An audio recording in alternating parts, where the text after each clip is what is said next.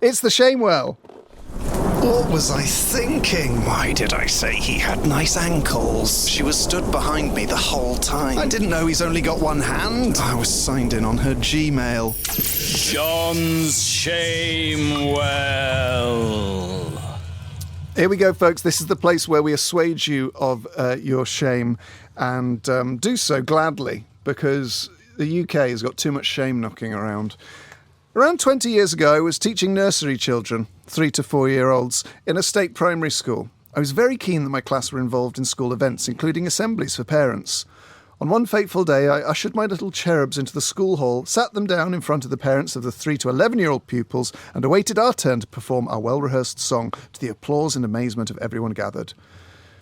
At this point, I need to mention that I was dating another teacher at the school. No problem there, we were both single and worked at opposite ends of the building. The parents had assumed we were together before we even were, as it's in the nature of school gossip. In fact, we later married and are still together. Although, when you hear what occurred, this may surprise.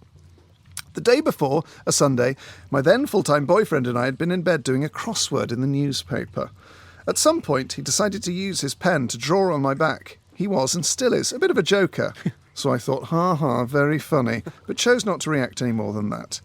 The next day, as I crouched down to help my class sit smartly with their legs crossed in front of the parents, as a gap appeared between my top and my trousers, revealing my lower back, a parent screeched from the front row, "Miss, someone's been writing on your back," followed by sniggers and giggles.